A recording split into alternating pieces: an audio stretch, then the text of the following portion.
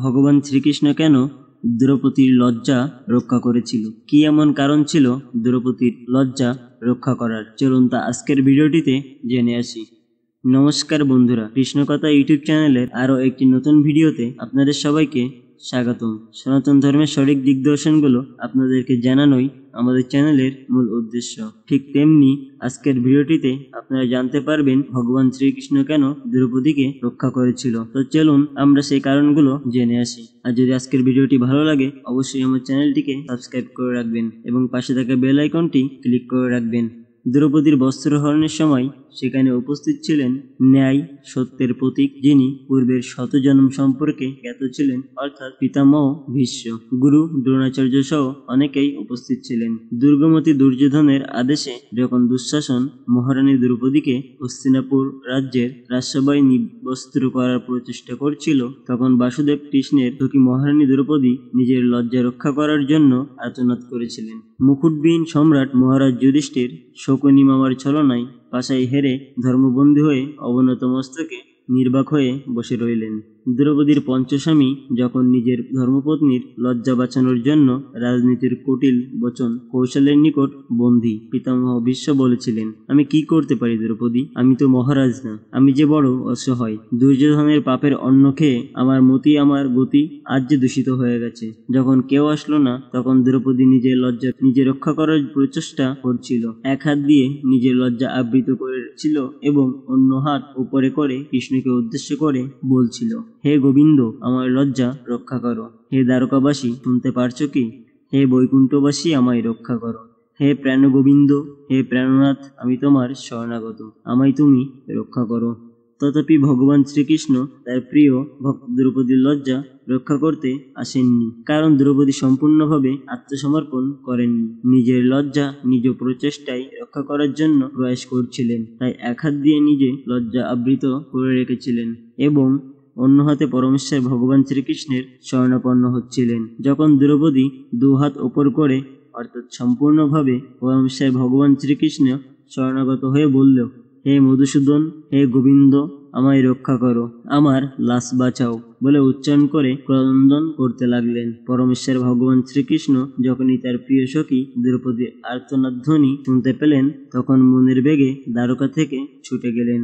রুক্মিণী কৃষ্ণের এমন উৎকণ্ঠিত অস্থির ভাব দেখে বলছেন, প্রভু, হঠাৎ আপনার এমন কি হয়েছে? পরমেশ্বর ভগবান শ্রীকৃষ্ণ বললেন, আজ তোমাদের কোনো প্রশ্নের উত্তর দেবার এক পলক সময় নাই, আমায় এখনই যেতে হবে। গরুড় বললেন, প্রভু, আজ আমার আপনার সেবায় সুযোগের প্রদান করুন। পরমেশ্বর ভগবান শ্রীকৃষ্ণ বললেন, গরুড়, আজ তোমার গতিবেগও আমার নিকট খুবই ধীর মনে হয়। গরুড়, আজ আমার পরম ভক্ত, আমার প্রাণের সখী দ্রৌপদী বিপদাপন্ন, আমাকে এক পলকে সেখানে যেতে হবে। পরমেশ্বর ভগবান চোখের পলকে এসে দ্রৌপদীর লজ্জা রক্ষা করেন। দুরাচারী দুঃশাসন দ্রৌপদীর কাপড় টানতে টানতে বিশাল স্তব করে ফেললেন, কিন্তু কাপড় যে আর ফুরায় না। অবশেষে ক্লান্ত হয়ে শ্রান্ত দেয় দুঃশাসন। সবাই বুঝতে পারে কৃষ্ণ যারে রক্ষা করে কার সাধ্য কি তার ক্ষতি করে। ক্লান্তরত দ্রৌপদী তার কক্ষে গিয়ে কাঁদছেন। এমন সময় প্রাণনাথ তাকে দর্শন দেয়। হে প্রাণনাথ, তুমি আসতে এত দেরি করলে কেন?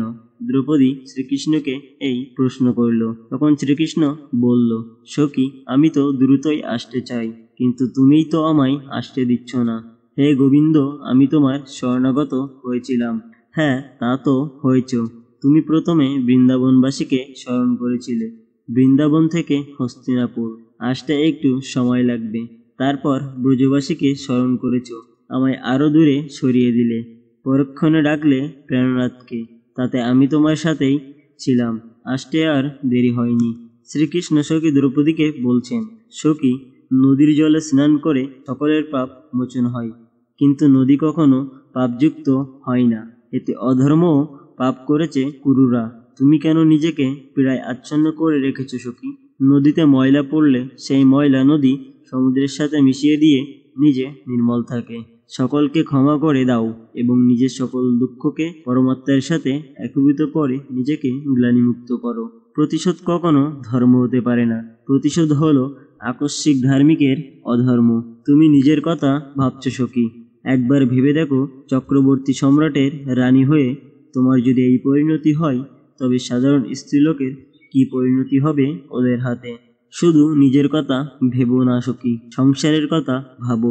নিজের পীড়ায় আবদ্ধ হলে মানুষ শক্তিহীন হয়ে পড়ে, আর বিশ্ব সংসারের সকলের পীড়ার কথা মনে করলে মানুষ শক্তিশালী হয়ে ওঠে। নিজের পীড়া দ্বারা বিশ্ব সংসারের পীড়াকে অনুভব করো সখী। দুর্যোধনকে ক্ষমা করে দাও সখী, তোমার ক্ষমাই হবে ওর বিনাশের প্রথম পদক্ষেপ।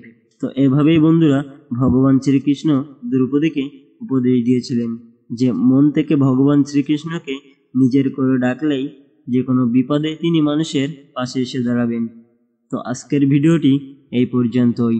অবশ্যই আমার চ্যানেলটিকে সাবস্ক্রাইব করে রাখবেন এবং আজকের ভিডিওটি অবশ্যই ভালো লাগলে আপনার বন্ধুদের সাথে শেয়ার করবেন। হরে কৃষ্ণ।